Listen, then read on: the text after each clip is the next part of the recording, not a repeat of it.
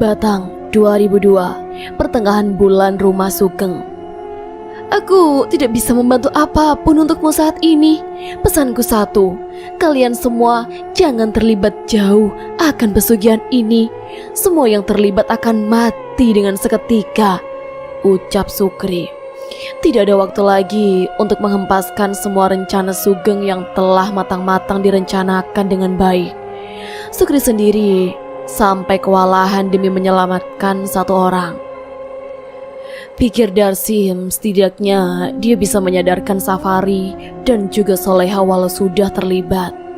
Aku tidak akan terlibat, namun aku ingin menyelamatkan saudara-saudaraku yang lain, jelas Darsim. Sukri menepuk pundak Darsim. Jika kau ingin menyelamatkannya, usahakan nyawamu sendiri yang selamat. Hidup tidak semudah itu, jelas Sukri. Darsim membukakan pintu masuk untuk Sukri. Jangan samakan hidupku dengan hidupmu, Mas. Keluargamu sudah tidak ada dan keluargaku masih tersisa. Jika memang tidak ingin membantu, berhentilah untuk mengganggu, jelas Darsim. Sukri tak bisa menggubris perkataan Darsim. Keduanya memiliki misi yang sama di waktu yang berbeda. Sukri gagal menyelamatkan keluarganya, sedangkan Darsim berusaha menyelamatkan keluarganya. Semua yang tercatat dalam catatan pesugihan akan mati sebagaimana terbunuhnya orang-orang yang sudah tercatat. Selesai tahlilan, para keluarga berkumpul. Darsim kemana, Mbak? Tanya Safari. Dia kurang enak badan, mungkin Darsim banyak memikirkan pekerjaan yang ditinggalkannya, jelas Siti. Sugeng mengambilkan air untuk Siti. Bagaimana? Kapan kalian pulang? Pertanyaan Sugeng itu seolah-olah membuat Siti terusir. Padahal Siti masih penasaran akan kematian dari Ibu Sumirah yang sebenarnya. Mas, apa ibu sudah tenang? Tanya Siti. Dia sudah tenang, Ti. Jangan dipikirkan lagi. Tidak baik, senyum Sugeng. Ti, hari sudah malam. Kamu ingin beristirahat di mana? Tanya Soleha. Mungkin di sini saja, Mbak, jelas Siti. Ya sudah, kamu tidur di kamar ibu ya. Kami biasa tidur agak malaman karena sembari menjaga rumah, ucap Soleha. Siti mengangguk paham. Sudah, gak usah dipikirkan. Gak baik memikirkan hal yang sudah tidak ada, jelas Sugeng sambil merangkul Siti. Soleha dan Safari tersenyum. Setidaknya Siti sudah agak tenang sedikit dari apa masalah yang terus-menerus menimpanya. Mas, Siti mau tidur dulu, jelas Siti. Ya sudah, kamu tidur ya. Mas sepertinya juga akan tidur di sini. Di rumah sana biar Darsim dan Sukri yang menjaga rumah, ucap Sugeng. Siti pun menuju kamar Ibu Sumirah. Soleha mengantarkannya sembari memijati pundak Siti. Sugeng membuka bungkusan rokoknya, seperti rokok adalah penenangnya untuk saat ini. Mas, Ari mau tanya, ucap Safari. Mau tanya apa, Ri? Tanya Sugeng. Mas, apakah mungkin Mbak Darsim sudah tahu rencana kita? Tanya Safari. Itu hal yang wajar. Pesugihan itu tidak akan pernah bisa tidak tercium oleh keluarga sendiri. Prioritas kita adalah keluarga kita. Jika tidak, maka akan lebih rumit lagi masalahnya, jelas Sugeng. Terus, bagaimana dengan langkah mas selanjutnya? Tanya Safari. Nama Mbok Imas sudah aku catat di dalam buku itu. Tinggal hari ini kita lakukan ritual. Sambil menunggu Sukri melaksanakannya di rumahku, kita juga lakukan di rumah ini, jelas Sugeng. Bagaimana kalau Mbak Siti tahu, Mas? Tanya Safari. Aku telah memasukkan obat tidur di dalam minumannya. Efeknya akan lama hingga esok hari. Kemudian mengenai Darsim, aku telah menyuruhnya untuk mengunci kamar Darsim di malam hari, jelas Sugeng. Safari tersenyum mendengarnya. Langkah Sugeng memang terencana dengan baik. Hari ke-7 kematian Bu Sumirah atau Rumah Sugeng. Sukri tak tahu apa yang dipikirkan Darsim saat ini. Sepertinya memang dia harus cepat-cepat melaksanakan pekerjaannya sebelum Sugeng melakukan ritual untuk melakukan penyerahan tumbal. Sukri mengikuti langkah Darsim yang telah keluar kamar terlebih dahulu. Diam-diam Sukri memperhatikan apa yang dilakukan Darsim. Darsim sedang terduduk di sebuah kursi sambil menyeruput teh. Sukri pun mendekati Darsim dan mencoba untuk membujuk Darsim agar masuk ke dalam kamar. "Mbak," ucap Sukri. Darsim menatap wajah Sukri. "Jika tidak keberatan, Mbak bisa masuk ke dalam kamar sekarang?" tanya Sukri. "Ada apa emangnya?" tanya Darsim. "Ini perintah Mas Sugeng," jelas Sukri. Darsim bangkit dari tempat duduknya. Dia mencoba untuk menuruti apa yang dikatakan oleh Sukri. "Aku tahu apa perintah itu," ucap Darsim. "Maksudnya Mbak?" tanya Sukri. "Sekarang adalah malam penyerahan tumbal kan? Kau ingin agar aku tidak terlibat dalam pesugihan ini?" ucap Darsim. Sukri terdiam. Tak ada lagi jalan untuk berbohong kepada Darsim. Semua sudah terbongkar. "Benar Mbak, ini malam penyerahan tumbal. Saya minta Mbak untuk masuk ke dalam," jelas Sukri. "Kau mau mengunciku dari luar?" tanya Darsim. "Iya Mbak, itu perintah Mas Sugeng," jelas Sukri. Darsim mendekati Sukri. "Berikan kuncinya," jelas Darsim. "Untuk apa Mbak?" tanya Sukri. "Biar aku yang mengunci diri dari dalam. Jadi saya mohon turuti perintah saya demi kebaikan bersama," jelas Darsim. Sukri menolak. "Tidak bisa Mbak, semua sudah sesuai perintah. Saya taat perintah," ucap Sukri. "Bagaimana jika aku beritahu ini kepada warga sekitar bahwa malam ini akan ada penyerahan tumbal selanjutnya?" tanya Darsim. "Jangan Mbak," teriak Sukri. "Kenapa? Kamu marah?" tanya Darsim. "Kita semua akan dipukuli warga. Kita akan habis dengan warga, bahkan dibunuh," jelas Sukri. "Semua ada bayarannya. Mematuhi perjanjian setan sama saja menjatuhkan diri dalam neraka. Apa kamu tahu kenapa kamu ketakutan?" tanya Darsim. Sukri belum bisa menjawab pertanyaan rumit yang dilemparkan Darsim kepadanya. "Karena aku adalah budaknya Mas Sugeng," tanya Mas Sukri. "Bukan Mas," jelas Darsim. "Lalu?" tanya Sukri. "Karena kamu sedang merasakan neraka kehidupan. Ragamu menolak, tapi hatimu tidak." Darsim langsung merogoh kantung baju Sukri. Dia mengambil kunci kamar dari Sukri. "Laksanakan tugasmu. Beritahu bila sudah selesai," jelas Darsim. "Apa ini tujuanmu untuk merebut catatan pesugihan dariku?" tanya Sukri. Darsim terkejut ketika Sukri mengatakan itu. Pak Sanubari benar. Buku catatan itu sebenarnya ada di ruangan khusus. Sedangkan catatan yang ada di Sugeng merupakan sebuah potongan dari catatan itu. Dia ingin tahu siapa nama-nama dari tumbal berikutnya. "Untuk apa aku mengambilnya?" tanya Darsim. "Setiap nama yang sudah tercatat tidak akan pernah terhapus. Itu akan terhapus jika si pembuat perjanjian menghapusnya sendiri dengan kesepakatan. Semua sudah tertulis hingga 12 tahun ke depan," jelas Sukri. 12 tahun ke depan?" tanya Darsim. "Kenapa kamu kaget, Sim? Kamu baru tahu permainan catatan pesugihan yang sebenarnya. Semua tidak akan sirna dengan mudah. Aku telah menceburkan diri di dalam neraka ini dan sekaligus sebagai budak tulis dari catatan pesugihan yang dilakukan oleh Sugeng," senyum Sukri. "Jadi," tanya Darsim, "pesugihan itu akan selalu ada dan tetap berjalan sampai Sugeng meninggal," teriak Sukri sambil tertawa kesetanan. Darsim langsung mengancam Sukri.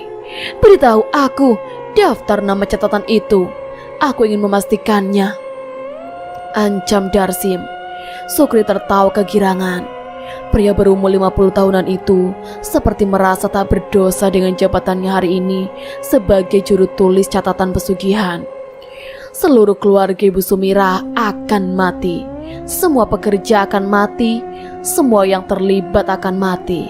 Semuanya akan mati, teriak Sukri. Darsim mencoba untuk tenang agar tidak tersulut amarah oleh sebab perkataan busuk Sukri padanya. Dia pun langsung menuju kamar dan memberikan kunci itu kembali kepada Sukri. "Cepat, kunci aku di kamar. Lakukan ritualnya, lalu buka kembali.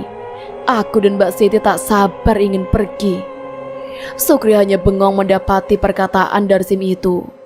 Darsim melangkah ke kamar. Dia tak peduli dengan apa yang dikatakan oleh Sukri terhadapnya. "Kenapa berhenti berjuang? Kau takut namamu akan tercatat di buku catatan pesugihan?" tanya Sukri. Darsim memandang wajah Sukri dengan pandangan yang tak biasa. "Di antara aku dan dirimu, Mas, siapakah yang akan mati duluan? Kau tahu, kau hidup sebatang kara dan sudah tua. Ikatan batin keluarga tak akan pernah terpisahkan oleh cecunguk kotor sepertimu," jelas Darsim. Darsim kembali berjalan menuju kamar. Sukri mengikutinya dari belakang. Sukri kemudian mengunci pintu kamar Darsim dari luar. "Ingat Sim, pesugihan ini tidak akan pernah berhenti sebelum orang yang melakukan kontrak pesugihan itu sendiri mati ataupun terbunuh," jelas Sukri. Darsim menatap kasur yang empuk dengan tenang. Dia mencoba untuk tidak meladeni apa yang dikatakan oleh Sukri kepadanya. Sukri kembali menjalankan tugasnya. Dia kemudian menuju ke ruangan khusus untuk melakukan ritual pesugihan. Dimulailah ritual pesugihan itu. Sukri mencatat nama orang yang akan dijadikan tumbal berikutnya. Mbok Imas, Batang, pertengahan bulan 2002, meninggal karena terpleset dari kamar mandi rumah. Setelah mencatat, Sukri tertawa kegirangan. Dia merasa layak untuk menjadi Tuhan. Keesokan harinya, warga geger akan kematian Mbok Imas yang disebut-sebut memiliki hubungan khusus terhadap Ibu Sumira. "Mbok Imas meninggal karena terpleset di kamar mandi. Memang wajar karena usianya yang sudah lanjut. Mungkin tubuhnya tidak merespon lagi," jelas warga. Pada saat itu, keluarga Sugeng sedang berkumpul. Darsim dan Sukri datang juga untuk membahas mengenai warisan yang dimiliki oleh Ibu Sumira. "Rumah ini jatuh kepada Siti. Itu wasiat yang Ibu buat. Apa kalian setuju?" tanya Sugeng kepada yang lainnya. Semua anggota keluarga setuju. Namun Siti segera angkat bicara. "Untuk sementara, aku menginginkan rumah ini dihuni oleh Mbak Soleha dan juga Safari. Aku dan Darsim harus pulang dulu ke Pakalongan. Mungkin beberapa tahun lagi aku akan kembali ke sini," jelas Siti. Semua terdiam. Tepat dengan pembahasan mereka mengenai warisan, mereka mendengarkan suara lantunan talqin beserta keramaian orang yang mengantarkan jenazah. "Siapa itu, Mas?" tanya Siti. "Mbok Imas, dia meninggal pagi tadi," jelas Sugeng. Siti terkejut bukan kepalang. Dia langsung menatap wajah seluruh anggota keluarganya. Kenapa kalian berekspresi datar?" tanya Siti. Semua sudah jelas, tak ada yang diragukan lagi bahwa kematian Mbok Imas karena tulah yang dibuatnya, jelas Sugeng. Berbeda dengan Darsim, dia malah beranjak bangkit dan meninggalkan yang lain. "Mau kemana, Sim?" tanya Sugeng. Seorang muslim yang baik, dia akan menghormati orang yang baru saja meninggal, bukan malah membahas warisan, jelas Darsim. Darsim pergi untuk mengikuti iring-iringan orang meninggal. Dia hendak menenangkan diri atas apa yang kakaknya lakukan kepada orang-orang yang tak bersalah. Keluarga Mbok Imas masih belum terima akan kematian Mbok Imas sendiri. Tampaknya ada hal ganjil yang belum diketahuinya. "Ibu itu tidak memiliki musuh. Kok bisa meninggal seperti ini? Apa salah ibu?" tanya anaknya. Darsim merasakan perasaan yang terpendam dari setiap orang yang ditemuinya. Jiwa kemanusiaan Darsim tidak bisa disamakan oleh yang lainnya. Bukankah dalam masalah sekecil apapun itu, Darsim sangat terpukul jika tidak ikut membantu? Darsim lagi-lagi memiliki intuisi dan perasaan yang tepat dan mengenai di tiap orang yang baru saja ditemuinya. Ketika jasad Mbok Imas mulai dimakamkan, Darsim meneteskan air matanya. Lantunan kalimat talqin memenuhi pemakaman Mbok Imas. Lagi-lagi langit menghitam. Berbeda dengan kematian Ibu Sumirah, langit ikut menumpahkan air mata kesedihannya.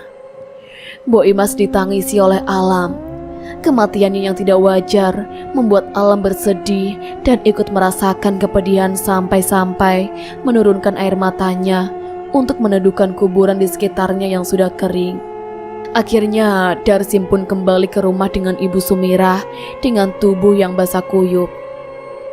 Awalnya dia sangat menyukai kesuksesan kakaknya yang begitu pesat. Namun setelah diketahui kakaknya melakukan pesugihan, Darsim berhenti memuji-muji kakaknya, yaitu Sugeng. Sugeng dan Sukri ternyata sedang terduduk di depan ruangan. Siti, Soleha dan Safari pergi ke kamarnya masing-masing untuk istirahat. Darsim tahu rencana kita, Mas, jelas Sukri. Apa saja yang dia tahu? Tanya Sugeng. Buku catatan pesugihan. Dia mengetahui semua tentang buku itu, jawab Sukri. Sugeng heran, dari mana dia mengetahui hal itu semuanya? Apa ada orang lain yang memberitahu tentang buku itu? Tanya Sugeng. Sukri terdiam beberapa saat. Mas, apa Mas punya dendam terhadap para pekerja? Atau ada salah satu pekerja yang mengetahui ini? Tanya Sukri. Tidak mungkin, jika memang ada, pasti dia sudah kucatat namanya, jelas Sugeng. Lalu, apakah ada pelanggan yang mengetahui tentang keberadaan pesugihan ini? Tanya Sukri. Pelanggan? Maksudnya orang yang selalu membeli bahan makanan kepadaku? Tanya Sugeng. Biasanya orang yang mengetahui itu adalah orang yang pernah atau hampir menjadi korban dari pesugihan, jelas Sukri. Sugeng mengingat-ingat akan nama-nama korbannya. Apa aku pernah membunuh pelangganku dulu ya? Tanya Sugeng. Darsim dengan tiba-tiba memasuki rumah. Hal ini membuat Sugeng dan Sukri terkejut. Jangan-jangan Darsim mendengarkan pembahasannya. Sim? Habis kemana? Tanya Sugeng dengan gagap. Habis menghadiri pemakaman Mbok Imas. Kasihan dia, sudah tua, meninggalkan anak-anak, tapi tetap saja ada orang gila yang mau membunuhnya dengan kejam. Jika tidak dengan santet, pasti pesugihan, jelas Darsim. Sukri terkejut mendengarnya. Dia menatap wajah Sugeng dengan ketakutan. Sugeng mencoba menenangkan diri. Memang siapa yang bilang seperti itu? Pertanyaan Sugeng itu membuat Darsim menatap Sukri. Jika bukan karena keluarganya yang peduli, mungkin Mbok Imas bukanlah korban selanjutnya. Alasan orang membunuh adalah karena dia takut akan rasa kasih sayang seseorang lebih besar dibanding rasa kasih sayang dirinya sendiri. Sugeng hanya tersenyum. Dia tahu apa yang dipikirkan adiknya mengenai kematian yang sesungguhnya. Kapan ke Pekalongan? Tanya Sugeng. Hari ini, jelas Darsim. Kamu tahu kematian itu tidak memandang bulu? Tanya Sugeng. Darsim terdiam. Untuk apa kakaknya menanyakan hal itu? Kematian itu adalah hal yang paling dibenci manusia, namun tidak bisa dihindarinya. Ada kematian yang diinginkan, ada juga kematian karena keinginan, jelas Sugeng sambil tersenyum. Darsim tidak ingin berdebat berlebihan. Itu akan menambah citra buruknya di hadapan Sugeng. Siapkan semuanya, aku akan mengantarmu dan Siti untuk ke Pekalongan, jelas Sugeng. Akhirnya Darsim pun langsung menuju ke arah kamar Siti dan membangunkan kakaknya untuk kembali lagi. Mas, apa yang harus kita lakukan? Tanya Sukri. 12 tahun ke depan, aku akan mencatat namanya dalam buku itu. Dia harus merasakan kematiannya, ucap Sugeng sambil tersenyum. Sukri pun merasa senang bahwa Darsim akan dicatat namanya dalam buku catatan pesugihan. Sukri tidak menyadari ada satu sisi di mana Sugeng akan bersikap terbalik dari apa yang dia kira. Kematian keluarga Sukri belum cukup untuk menutup mulut Sukri yang bisa saja menceritakan seluruh aib dirinya. Kembalilah lagi jika sudah siap semua, karena rumah ini akan menjadi milik kamu, Ti, ucap Sugeng. Siti tersenyum. Iya mas, nanti Siti kembali lagi jika sudah siap semua. Insya Allah Siti akan tinggal di sini, jelas Siti. Setelah usai mengantarkan Siti, Sugeng kembali lagi menuju rumahnya. Darsim tidak berkata apa-apa mengenai rencana 12 tahun ke depan yang disembunyikan oleh Sugeng dan juga Sukri terhadapnya. Mbak yakin akan tinggal di sana? Tanya Darsim. Kenapa Sim? Tanya Siti. Mbak gak takut anak-anak Mbak akan jadi korban? Tanya Darsim. Kalau ngomong gak mungkin lah, mana ada pesugihan Sim, jelas Siti. Percuma saja Siti masih belum percaya dan belum tahu. Memang benar ya Mbak, orang akan percaya jika sudah merasakan yang namanya kehilangan. Akan lebih baik jika kita tidak kehilangan, agar kita tidak saling percaya. Dibanding kepercayaan, kehilangan itu lebih menyakitkan. Siti hanya terdiam. Dia belum mengerti apa yang akan dikatakan oleh Darsim terhadapnya. Sim, besok kamu sudah kerja kan? Tanya Siti. Darsim tidak menjawab. Siti berlari menghampiri Darsim. Dari kejauhan, Sugeng memperhatikan tingkah adik-adiknya. Darsim, kamu siap mati. Safari masih memiliki hati yang goyah. Dia yakin sesuatu yang dilakukan olehnya adalah kesalahan besar. Kamu kenapa, Ri? Tanya Soleha. Aku hanya takut jika suatu saat nanti aku belum bisa menjadi manusia seutuhnya, jawabnya. Kenapa? Karena kita telah melanggar agama? Sudahlah, agama adalah tentang jubah kebesaran dan pengakuan.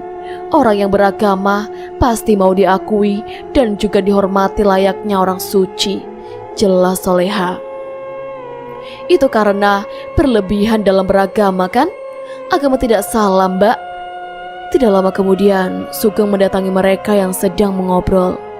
Mas, sudah anterin Siti sama Darsim? Tanya Safari. Sudah, malam ini kita lakukan tumbal selanjutnya, jelas Sugeng. Tapi mas, baru saja kita lakukan ritual. Memang siapa yang akan mas tumbalkan? Sukri. Safari dan Soleha terkejut. Mereka berdua mundur ke belakang. Kenapa? Kalian ketakutan? Tanya Sugeng sambil tersenyum. Kenapa harus Sukri? Tanya Safari. Dia bisa saja tidak patuh. Aku minta Soleha yang memegang buku itu nanti, jelas Sugeng. Soleha tidak mengerti apa yang dipikirkan oleh kakaknya. Mas, apa ada yang salah dari Sukri? Tanya Soleha dengan wajah ketakutan. Orang terdekat memang harus ditumbalkan. Pesugihan memang sesulit ini kan? Senyum Sugeng. Safari dan Soleha mengeluarkan banyak keringat dingin. Jika Sukri saja ditumbalkan, bagaimana dengan mereka berdua? Malam ini kita lakukan ritual, jelas Sugeng. Batang 2002, pukul 19.00. Sugeng menyerahkan urusan ritual di rumah dilakukan oleh Soleha, sedangkan Sugeng dia lakukan di rumah. Tepat setelah Sukri beberes rumah Sugeng, Sugeng dengan tiba-tiba mendatangi rumah. Mas, kok cepet banget datangnya? Tanya Sukri. Sugeng tidak datang sendirian. Dia telah datang bersama dengan Safari dan juga Soleha. Apa-apaan ini mas? Tanya Sukri. Oh ya, rumah ini mau kita gunakan. Jadi kamu telah saya bebas tugaskan, senyum Sugeng. Seriusan mas? Tanya Sukri. Oh iya, ini gaji kamu. Sukri tak percaya ketika dia diberi koper besar berisi banyak uang berjumlah ratusan juta rupiah. Banyak sekali mas, ini serius gua aku dewe mas? Tanya Sukri. Iya, sekarang kamu boleh pulang. jelas Sugeng. Sukri pun mengucapkan rasa syukur dan senangnya kepada Sugeng. Safari dan Soleha, matur suwun mas, terima kasih banyak. Aku ingin pulang, ingin makan enak dan menikah lagi, ucap Sukri. Nikmati hidupmu sebelum kematian menjemputmu, jelas Sugeng. Sukri pun mengangguk paham. Dia pun pamit untuk pulang dan tidak menyadari bahwa itu semua hanyalah akal-akalan dari Sugeng saja. Ri, ambil bukunya, ucap Sugeng. Iya mas. Safari pun mengambil buku catatan pesugihan dan menyerahkannya kepada Sugeng. Sugeng mulai menulis nama seseorang yang akan dijadikan tumbal selanjutnya. Sukri, Batang 2002, meninggal karena terlindas truk pengangkut pasir di jalan raya. Tiba-tiba terdengar suara benturan keras. Teriakan dan tangisan memenuhi lokasi kejadian. Betapa tidak, orang-orang di sekitarnya mengenali wajah jasad yang baru saja terlindas truk pengangkut pasir itu, walau samar-samar. Sukri mati, teriak warga.